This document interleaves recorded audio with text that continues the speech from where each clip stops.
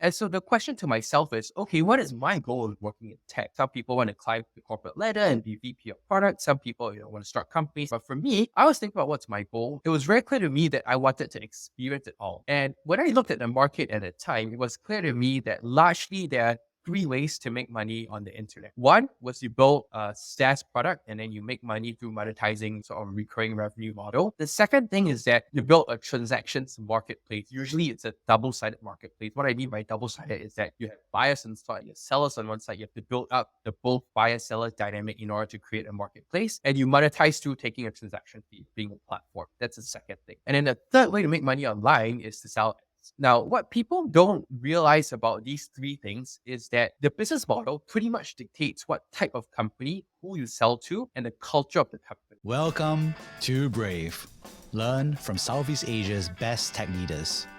Build the future, learn from our past, and stay human in between. No BS on success. I'm Jeremy Au, venture capitalist, serial founder, Harvard MBA, science fiction nerd, and dad of 2 daughters.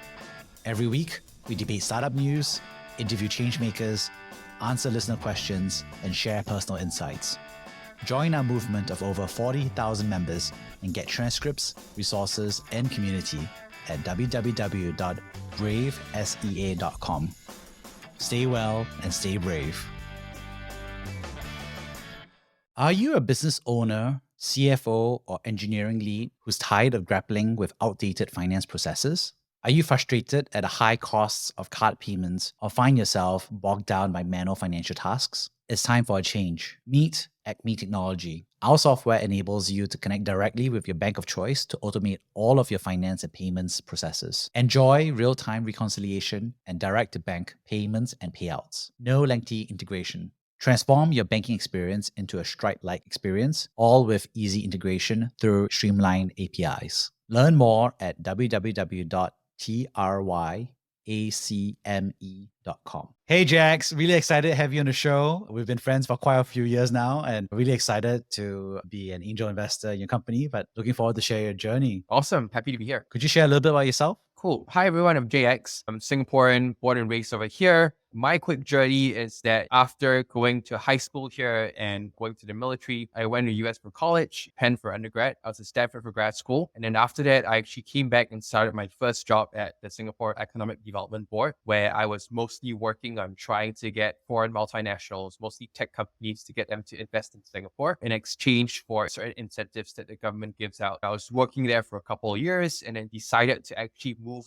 back to the US to SF. This was like the early to mid 2010s. And I felt that, the Bay Area was the place to be. That was where everything was happening. And so I ended up joining Dropbox, which changed my life. I was there for a few years working as product manager on a couple of different products like Dropbox Paper, Dropbox Teams. And then after that, I decided to jump into the ride sharing industry. This was back in the day where everyone's talking about how the ride sharing industry we would have self-driving cars in 2 years. In a way, it's kind of reminiscent of the whole AI hype right now. And maybe this time is a bit different, but back then, I kid you not, like we're just raising crazy amounts of money, all these autonomy, self-driving cars and all of that. So I joined Lyft and really experienced the entire delete Uber, the entire thing about the whole ride-sharing model, expansion into deliveries, different cities, etc. And after that, I felt I was itching for something new. I just got married, no liabilities, dad, your kids. And so I just woke up one day and told my wife, hey, I think we should move to China. And so in the late 2010s, around teen, I moved to China, to Shanghai specifically, and joined ByteDance, which was then at the point of transiting. We had a really famous, popular news reading app called 今日头条, or Today's Headlines. And then we launched Douyin, which was the equivalent of the Chinese version of TikTok, acquired Musical.ly, merged it, rebranded it as TikTok, and launched it. And so I was there at ByteDance for about 1.5, 2 years. And then in 2019, moved back to Singapore, joined Endowus as the chief product officer. So did that for about 3 to 4 years and really experienced the entire growth over COVID, which really gave us a crazy boost. We were growing 30% month on month for a solid 20 months straight. And then most recently at the start of this year, decided to start Acme Technology based on my collective past experiences, most recently at Endowus on money movement, optimizing bank integrations. And here I am today. Amazing. What a journey. Let's go all the way back to the beginning, right? So there you are at UPenn. Why did you pick the major? Yeah, everyone shares this joke about Penn, and it goes like that. How many kids from Harvard does it take to change a light bulb? The answer is one. The person who holds the light bulb in the world revolves around him or her. And then how many light bulbs does it take for someone to change it? At Princeton, the answer is 12 because you need 4 to plan, 4 to execute, 4 to do an after action review and all of that. And then how many kids from Penn does it take to change a light bulb? And the answer is one, and they give you 12 credits for it. The reason I share this story is because at Penn, I actually did 2 degrees. I did a degree in engineering. It's called systems engineering. And I also did a degree in finance from Wharton School of Business, with concentrations in finance and operations improvement. And Penn was great because it was probably the only school that allowed me to study 2 pretty different disciplines, engineering and business, and yet allowed me to have a life.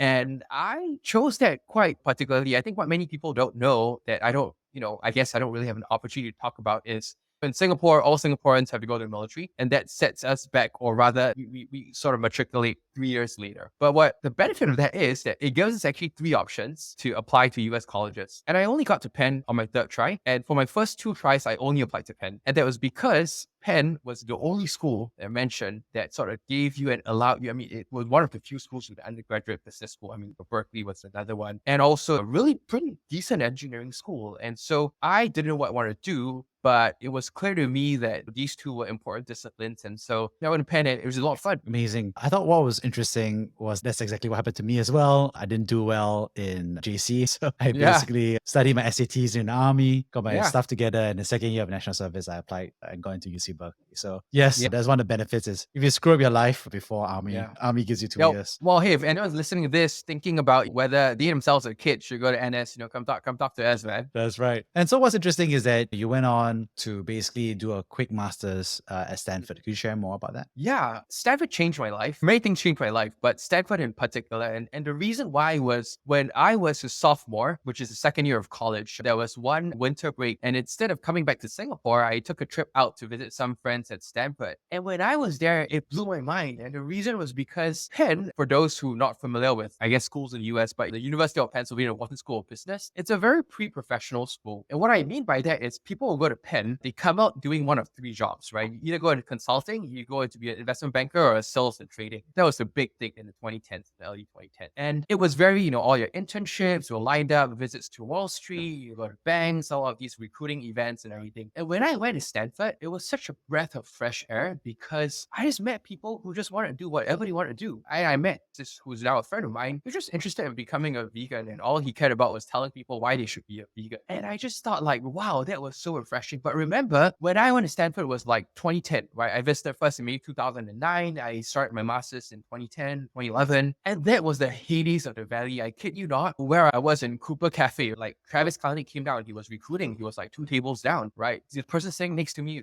probably discussing a startup idea that would be worth like $10 million things. So there's so much energy and so much, and then I thought that, man, I had to be there. So what I actually did was I graduated in 3 years so that I could then go to Stanford, finish and do a master's there, and it changed my life. So what's interesting is that you went off to decide to become a product manager, right? And you did that multiple times. But how did you decide that product manager is a role instead of, like you said, you could have been on business development, you could have joined Yeah. finance, you could have done consulting. So Yeah. there you are. Yeah. So in fact, I did a consulting internship, and I knew that I wouldn't survive, right? I mean, I did investment banking internships too, and it was not for me. But that's a really good question because the way I came to that decision was that I was working for the Singapore EDB, and I was thinking about, okay, what do I want to do next? The thing about EDB was one of my greatest jobs. I think it's still my most meaningful job that I've ever had in my career, and the reason is because we're creating jobs for other people. But when I was working, I was overseeing some tech companies, whether it's like companies like Apple, Twitter, etc. And the big part about me was that I knew that I wanted to be in tech because that gave me a flavor of what it was like. But the question is, what do I want to do in tech? And so I actually started my career at Dropbox as a data scientist. And the reason I did that was because I was trying to get back to the US, to the Bay Area, after working in Singapore government. And Back then, that was incredibly difficult because what people don't realize is that there were three things that were working against me. First thing is that I was based in Singapore trying to get a job in the US. And that in itself is like, you're not even there. People are like, dude, who are you? Right. The second challenge was that when I was applying, I was trying to apply for a role. I knew I couldn't really be a software engineer. And so the other roles, there's more of like a cultural nuance, that kind of stuff that you have to go into. You can't just like take tests and pass it, stuff like that. And then the third thing was that having worked at the government, like even I went to good schools, what people care most about is your relevant work experience. What can you actually bring to the table? And data science kind of just like hit that sweet spot for me because you got to be technical, but also have some business intuition. And so that basically just allowed me to land at a job at Dropbox. And I was actually doing data science product analytics to support our partnership efforts. And back then, Dropbox, our biggest partner was Samsung. Dropbox came preloaded with all the phones. So just figuring out, hey, how do you optimize that relationship, etc. But at Dropbox, when I started off as a data scientist, it was fun, right? You crunch all the data, you work with all these models. This is back in the day, right? You don't have any LLMs or anything. This is like actually the kind of stuff that you're looking at. And it was fun. But what I realized and what hit me was that as a data scientist, my biggest job was that I'll be crunching the data, pull all-nighter, and then I present all my analysis on a silver platter. And who was the person I was presenting it to? I was actually presenting it to the product manager because that him or her was calling the shots on how do we drive product, how we take the next step. And so I was like, dude, I want that job. Like, what am I doing? And so I was like, okay, let's go for it. And so actually within Box, as a data scientist, I sort of found my way, re-interviewed and transitioned to be a PM. And that was the calling. But that was also a very interesting question that you asked, because if I were to rewind back the history of Silicon Valley and tech, new tech, the second wave of tech, I'm not talking about silicon graphics and all of that. If you look at the mid when Facebook, Google, or anything was found, the first 10 years of Silicon Valley, which is when I would say probably around 2000 or maybe a bit more, was actually the year of the engineer. That first 10 years, you had to be a solid engineer, you build, etc. What was interesting was that the next phase was actually the years of the product manager. Because if you think about it, in 2014 or 15, that was when Harvard Business Review says that the hottest job of the year is the PM. It's no longer being an investment banker or whatever. It is the PM. And what's interesting is that after that, I feel that the hottest job is actually, it was the year of the whole GTM. We have all of that product-led growth and all of that. And the whole AI boom and everything, it sounds like it's going back again to being year of an engineer. But I mean, I share that to just share that context of the era that we're in. To put it very succinctly, I wanted to be a PM because I want to be in control of how this, what I want to build, working on something I was excited about, that I could sort of manage and work on different things to build and ship something. Amazing. And so you done this experience at Dropbox and Lyft, and then you decided to cross the world across 12 time zones and be in China and Yes. also be on ByteDance, which is also a very different product as well. So could you share a little bit more about your thinking there? Yeah, when I was thinking about going to tech, what stood out to me was that when I joined Dropbox, it was my first tech job, and I was literally, you call it 6 to 8 years behind everyone else who started tech, because 3 years in the military, I worked in the government for almost 3 years, and so by the time I got there, I was way behind. And so when I started my career in tech, I was very intentional about thinking about, okay, what do I want to in my journey in tech? Because I kind of had an inkling that I wanted to start something. I didn't have the confidence, I didn't have the means, I didn't have the experience, but I kind of knew I wanted to start something. And so the question to myself is, okay, what is my goal in working in tech? I mean, people have different goals. Some people want to climb the corporate ladder and be VP of product. Some people, want to start companies. But for me, I was thinking about what's my goal. It was very clear to me that I wanted to exit all. And when I looked at the market at the time, it was clear to me that largely there are three ways to make money on the internet. One was you build a SaaS product and then you make money through monetizing sort of recurring revenue model. The second thing is that you build a transactions marketplace. Usually it's a double-sided marketplace. What I mean by double-sided is that you have buyers on side, you have sellers on one side. You have to build up the both buyer-seller dynamic in order to create a marketplace, and you monetize through taking a transaction fee, being a platform. That's the second thing. And then the third way to make money online is to sell ads. Now, what people don't realize about these three things is that the business model pretty much dictates what type of company, who you sell to, and the culture of the company. So what I'm basically getting down into is that these three different types of internet companies or ways of making money actually dictated how I wanted to plan my career. And that's why I started off with Dropbox, which is a SaaS company. I moved to Lyft, which is a transactions marketplace. And then I moved to ByteDance, which sells ads. It's a consumer company with the added, I guess, bonus exposure of China. And the reason I share this is because if you're a SaaS company, usually SaaS are high margin businesses. You are paid to be very thoughtful. I think about a company like Dropbox, is the ancient Hebrew saying, measure 10 times, cut once. We're very thoughtful because it's the way people work. We do a lot of user research and it's cushy, comfortable kind of experience. Relative to the second model, if you build a transactions marketplace, most likely you're in ride sharing or e-commerce, and it's very brutal because our clock resets every day. The only number that matters is what's the number of trips you made that day. And the next day you restarts, right? You don't really accumulate anything because one day you could be up. The next day, if you're short of drivers, then Uber unleashed like, I don't know, $5 million worth of incentives. If you don't match it, you lose drivers, and it's spiraling effect because then you lose riders because they have longer ETAs, and then it makes you have less drivers because they can't get rides as fast, and the whole thing goes down. But it's a very brutal environment. And so when people think about, oh, wow, Uber, Lyft, why are people assholes and everything? It's because they have to do that. If you don't ship it today and you don't win the market today, it's gone. So that's like the second. And then the business model in the consumer market, it's brutal in the sense that most likely to sell ads, you have to be a consumer product because you need eyeballs, you need attention. So it's really about very design, product driven. You need to have a hit product. People want to use it. Like every scroll matters. The interaction frequency is very high. And so that kind of like dictated or influenced the way I thought about all three before I decided to start something. Amazing. And what did you learn from your experience at ByteDance? ByteDance was mind-blowing in so many ways. The reason I actually got to ByteDance was because I was at Lyft, and people don't recognize this enough, but SF in San Francisco, where Lyft was headquartered based, it's a very diverse place. I work with people from all nationalities across different roles. And in my engineering team, I had quite a few engineers from China. And so as a product manager, I worked very closely with them, and they moved from China. Some of them went to school here, some of them did a master's in the US. But when I talked to them, I was just learning about all of these things that happened in China. And if I take a detour, if you think about what happened in China, the first wave of Chinese tech, everyone knows them as BT, right? Baidu, Alibaba, and Tencent. And these were like your Me Too copycat companies. They were modeled after the US companies. And, they started around the mid 2000s. And by, say, early 2010s, they have bloomed and blossomed. They've either gone public, they've briefly monopolized and all of that. And so what happened in the history of Chinese tech is that in the early 2010s is when execs, people with experience, stepped away and started the next Chinese company. And I'm talking about companies like Didi, like Meituan and Tianping, who merged, like Pinduoduo, which is killing it now. These companies actually started around the era of 2012. And if you give them 3-4 years to bloom, because they need to gestate, around 2015 to 2018 was when they really blew. And back then, it was the whole Trump era, the whole divergence of the whole multi-bipolar world. Most people did not realize the rise of Chinese companies.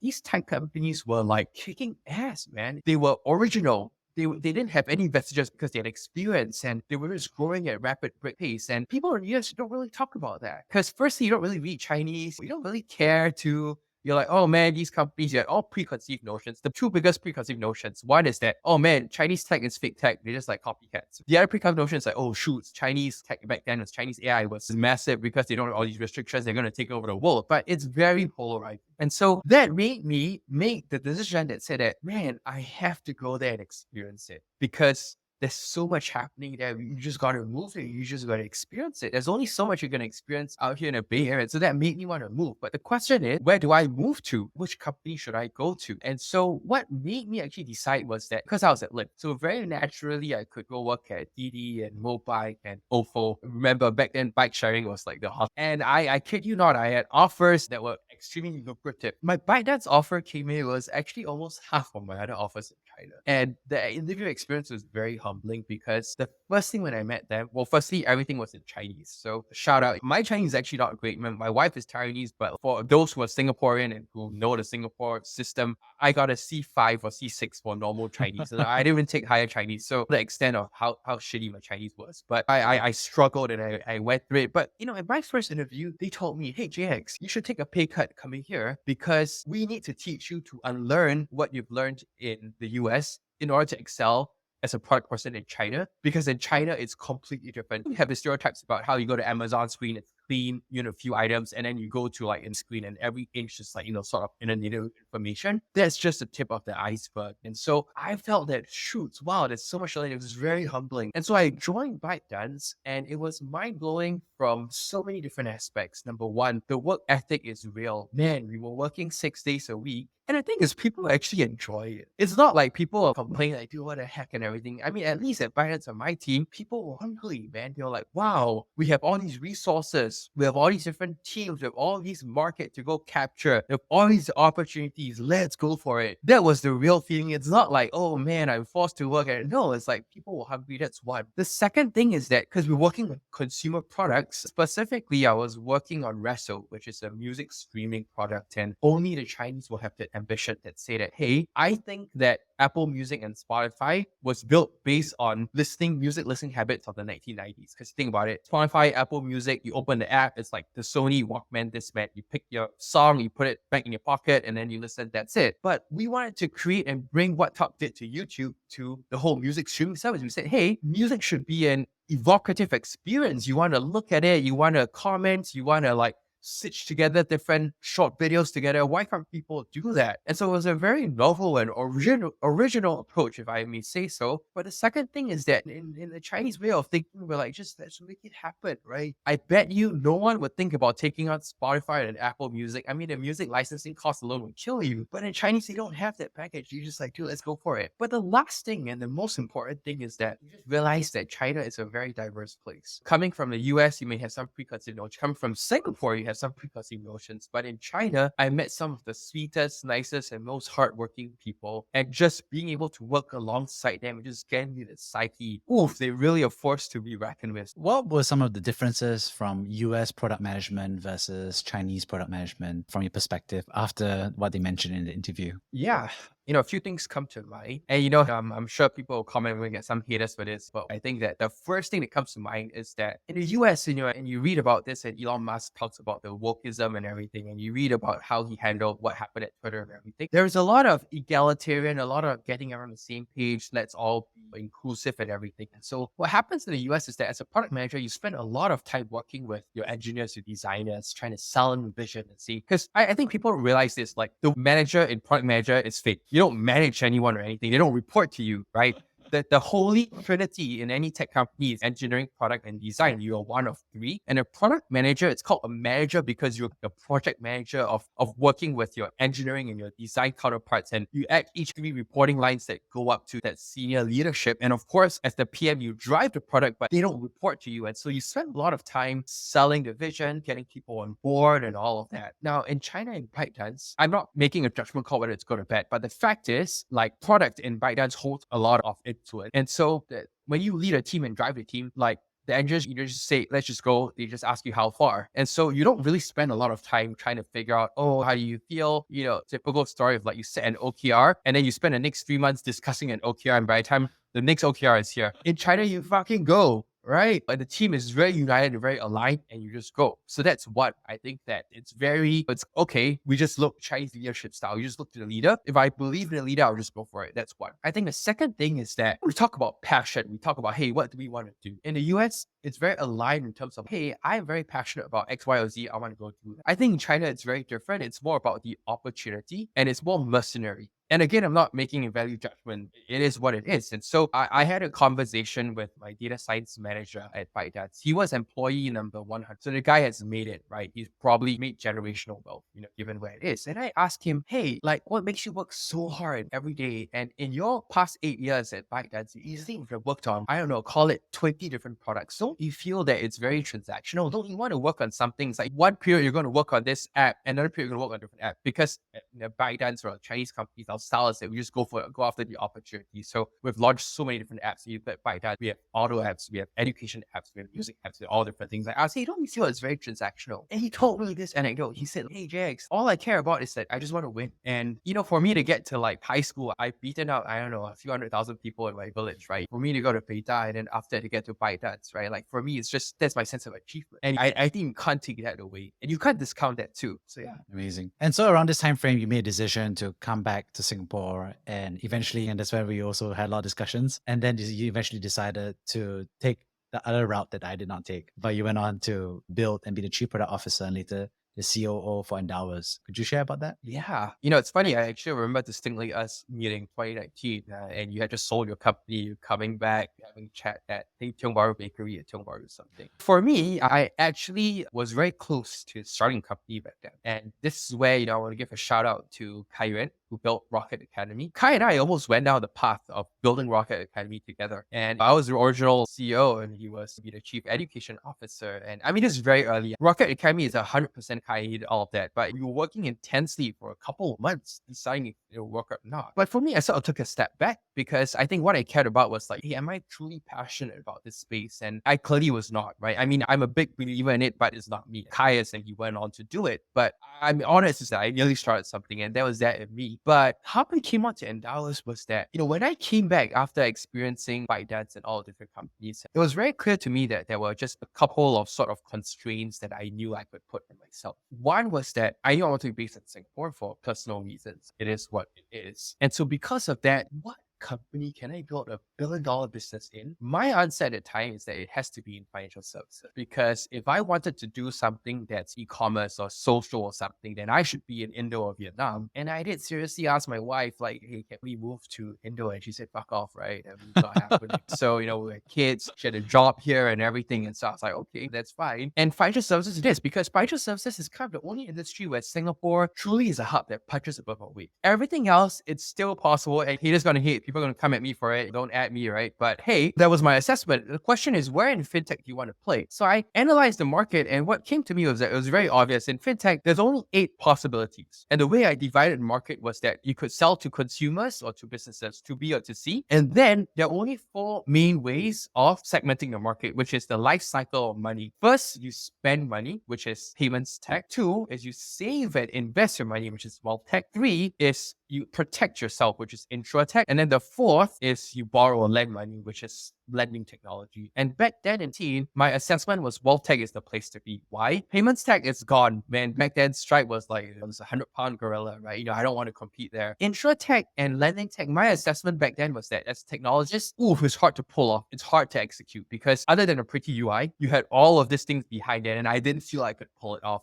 Wealth tech, on the other hand, was interesting because the entire goal of wealth tech is to kind of augment or almost essentially scale at RN. And that was all technology. But also remember, 2019 was also the time whereby you had 8 robot advisors pop up in the span of a year, right? You had your Stashaway, Syfe, Endowus, and all of these different companies that were coming up. And for people like us or people with some US exposure, in 2019, the first thing we thought of is like, dude, what are these jokers smoking? Because we've seen examples of Wealthfront, of Veteran, of how they all died in the US. And the US is already the best market in the world, the richest country in the world. It didn't work out. So what more? How is it going to ever prove that it's going to work out in Singapore? And what more? You have 7 other competitors in such a small space. But I truly believe that was that area that I could leverage technology, which is what I was all about. So I actually spoke to all 8 founders, and Endowus was my winning course. Great team, great philosophy. I really identified with team. And so I went in and said that, hey, you guys started already, but, kind of make me almost like a co-founder and let's do it together. And so I just jumped in and we never looked back. We just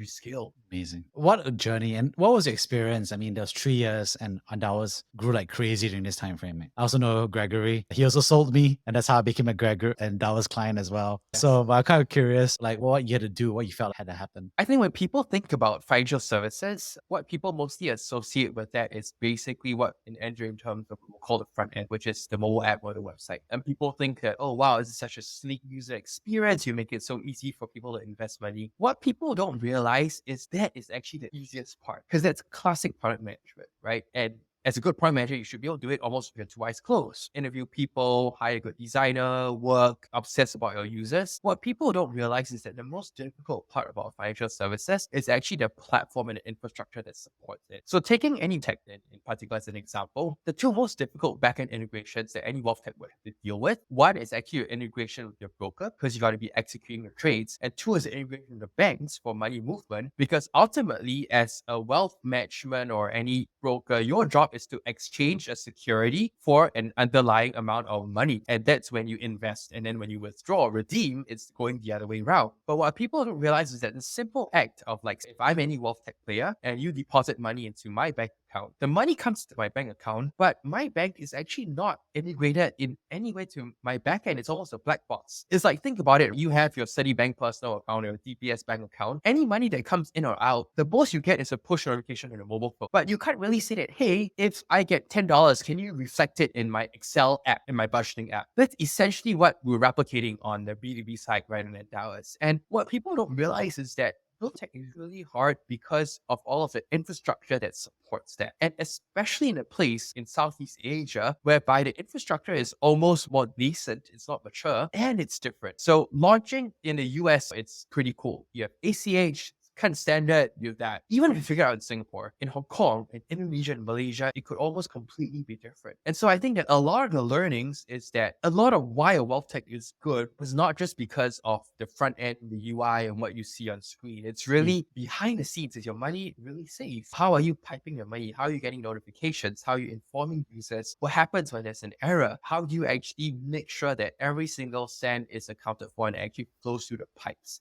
Integrating with fax machines is not even unheard of things, because there are certain things that only runs through certain trades that only run through fax machines. What a crazy time. And Gregory is a prior guest of the Brave Yes. podcast. So is Kayan from Rocket Academy. But I remember you and I were discussing about this, but some experiences about what you experienced at Endowus would later become the inspiration for Acme. So I'd love for you to share more about that. That's right. In Dallas, when I came in, I was sharing just now, I thought that my job is that, dude, I'll be that swanky chief product officer obsessing about the UI, about how people would invest and make it so easy. They don't need an agent and talk to anyone and all of that. And that's true. We accomplish a lot of that. But the area where I spend the most of my time at is actually all of the infrastructure operational things that I was sharing just now. And in particular, like, let's talk about a bank integration. Pick any bank you want. Back in 2019, people don't realize that, take Singapore, for example, banking APIs is kind of a new thing. Like DBS, who is a leader in a lot of these areas, they call their APIs set Rapid, right? The DBS Rapid APIs, not Rapid, not the one with the Y, the tech company, but RAPID. DBS Rapid set of APIs probably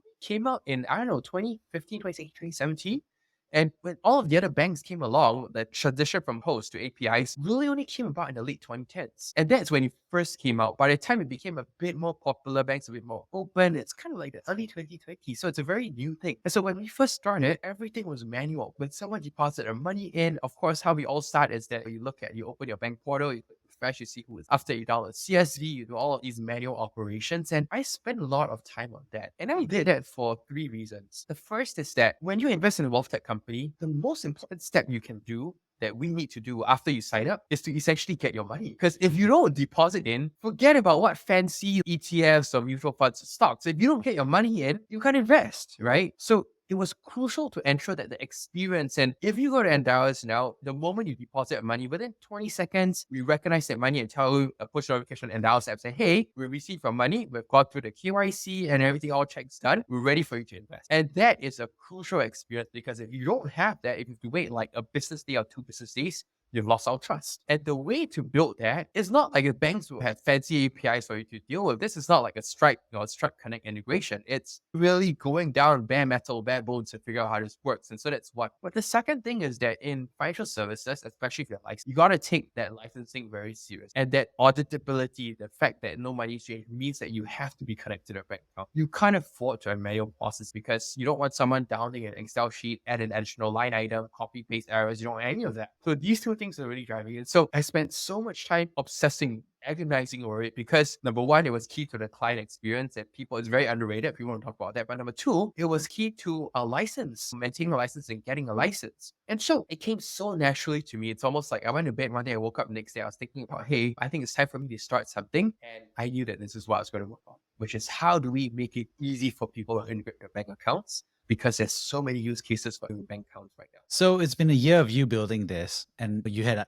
clear idea of the problem, and now you've actually had a year of reality actually building this, right? And selling this as well. And we talked about this a little bit. So what have you learned along the way of this past 1 year of actually building it? Yeah, I think I can summarize that into three things. The first thing that was surprising to me is ABC, stands for always be closing, in that I never thought I would be a salesperson. I was always like part guy, I was like, hey, let's talk to users, let's figure out how to build this. But when you start a company as a founder, and people have talked about this a lot, it's really about selling. I told myself that I need to take, at one point in time, at least 5 meetings a day with 5 companies. You just got to be out there selling. And so when I started, I thought that I'm going to build this kick-ass API suite. We're going to come and connect, and it's going to sell, and product sells itself. Dude, no, and that's other BS. So number one, I've had to sell. That's all I primarily do. Primarily talk to customers, and it's extremely gratifying. And I feel that people don't recognize this enough, but I'm going to go out there and say this. Singapore is the best market to build a a B2B product because you just get so much iterative cycles and talking to companies because the entire city is so compact. If I were to be in SF,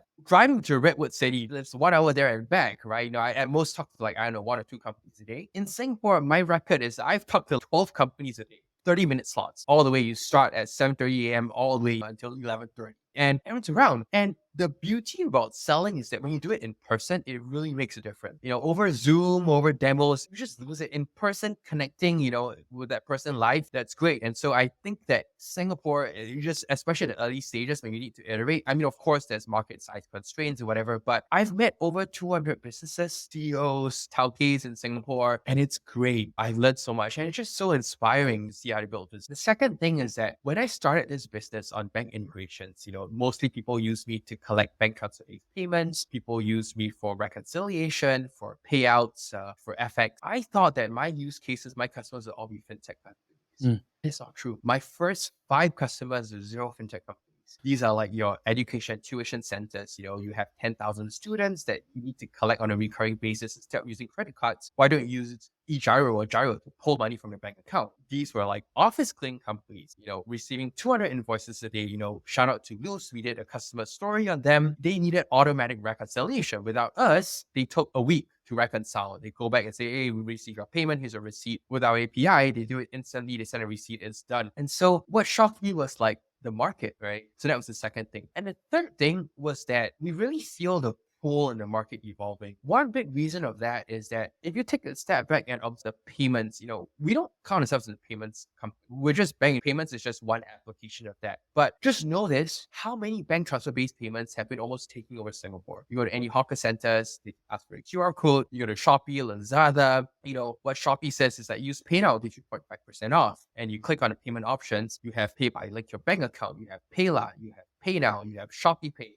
These are all bank transfers instead of credit cards. And so it's really great to be experiencing a market pull when you're building something because the combination, the increase of reliance on banks, and also, unfortunately, these type of banks have not been keeping up. We see banks as, started from SVB, Signature Bank, but closer to them in Singapore, Citibank, DBS, and all of that. And so the confluence of that just sort of puts us at a space where we can really be at the forefront of, hey, how do we create reliability? How do we create multi-bank? How do we think about accepting bank transfers and that? And so it's just been really great and fun to be in the middle of all that. Amazing. When you see moving ahead, obviously, financial API is not just a Singapore issue, right? It's a regional issue. It's a multi-market, but also you can say it's multi-bank, multi-transaction type kind of problem as well.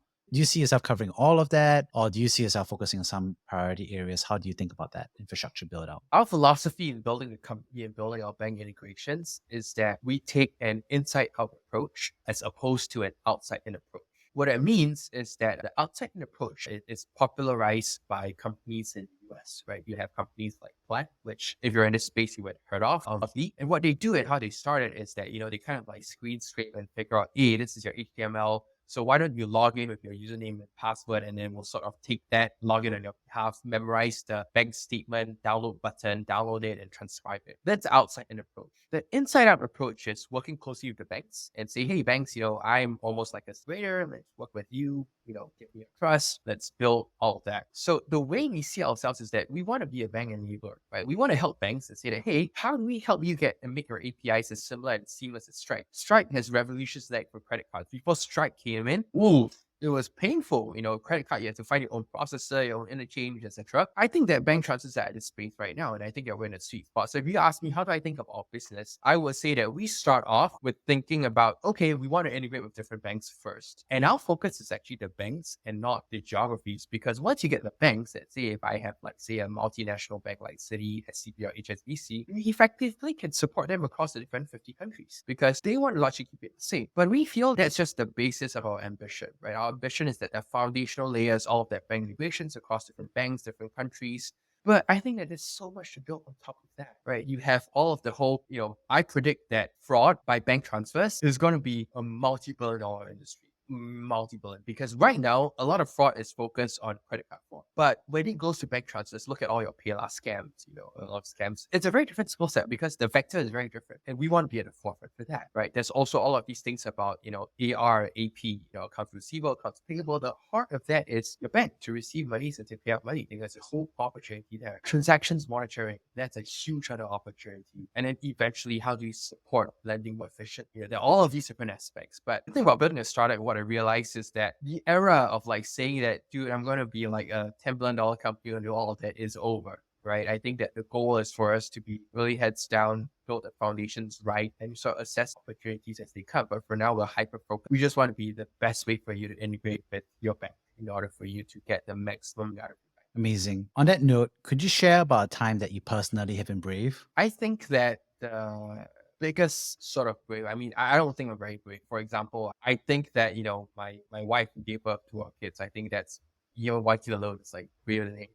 But I think that the one thing would definitely be like stepping out and that was to start acting. And the reason why is because what you don't realize is that, I've only worked for like really good companies. I've been very fortunate to work for like, a Dropbox or a Lyft or a ByteDance and an Endowus. There's a certain sheen when you work on that, right? That your identity is part of like, oh, JX was, group product manager. ByteDance JX was chief product officer, COO at Endowus. But what's very different is that when you start something, you're nothing, right? People don't care about you. You don't get invited to any conferences, any meetings or anything. And so for me, I had kids and everything, and I'm doing well, right? Hey, is that the point in time that I want to step out and give all of that, in a way up? And that's especially sort of difficult because when you join a startup, you do a startup, and I've been in Endowus for like 3.5 years, you really only reap the benefits after that. Because the first 3 years you're just struggling, right? Nobody knows Endowus and everything. And so the question is like, man, do I want to go and do it all over again? And I mean, the last thing is also very personal, which is like your family and personal circumstance, right? Like, the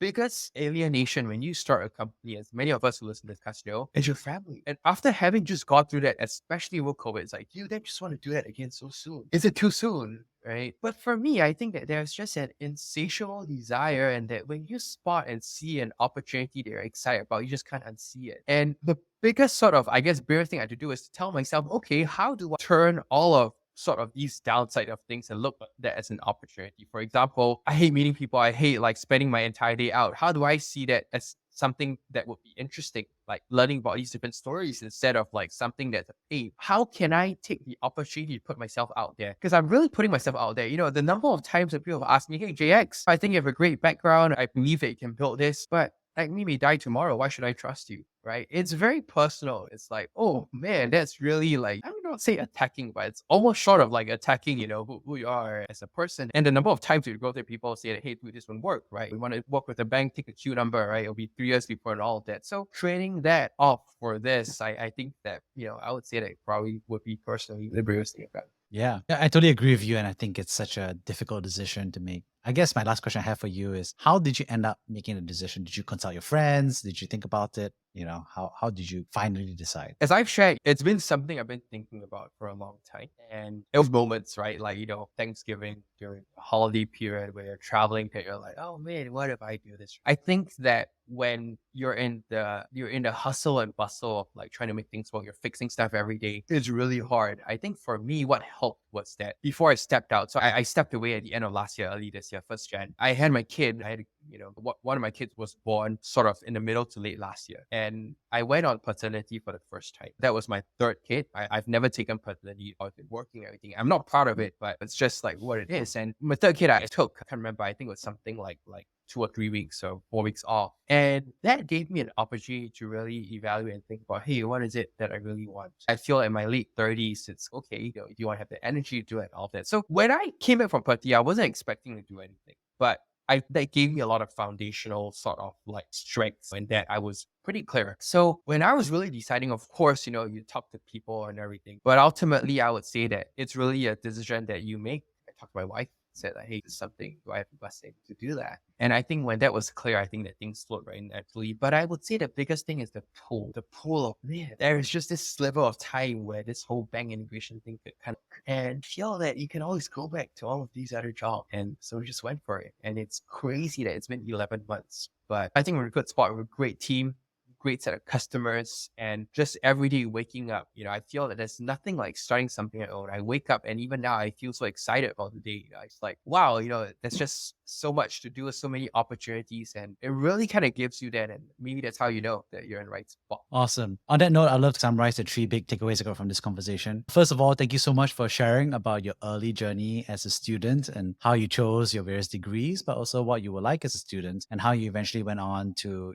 take on your first roles with EDB and as a product manager. So I thought it was really fascinating to hear about those early aspirations, but also how you're thinking about your own future at that point of time. Secondly, thank you so much for sharing about the contrast of certain learning experiences that you had, right? So the US versus China, your ByteDance experience, about how you as a product manager had to learn different things, but also unlearn different things that you had picked up along the way. And I think it was nice to have the exploration and contrast of all of that and how you eventually brought all of that to bear at your job at Endowus, where you work very hard to make sure that you're able to accelerate not just the front end, but also a lot of the infrastructure and the transactions that had happened. Lastly, thank you so much for sharing about Acme. It was really great to hear about why you felt the pull to build something, but also to build in the finance space. And actually, it was a great encapsulation actually of your search process, which I remember you and I discussing, which is not just what you were attracted to, but also a very intentional search process to look for a great sector, a great idea, and taking the time and patience to take a job at Endowus as a chief product officer, but eventually encountering the problem that you really felt that you could bring all of your prior talent and experience and passion and skills to bear. So really fascinating to hear about the vision for Acme and how you're tending to build this out across bank transfers, but also across the region and across 4 different customer personas as well. On that note, thank you so much, JX, for sharing. Awesome. Thanks for having me. Thank you for listening to Brave. If you enjoyed this episode, please share the podcast with your friends and colleagues. We would also appreciate you leaving a rating or review. Head over to www.bravesea.com for member content, resources, and community. Stay well and stay brave.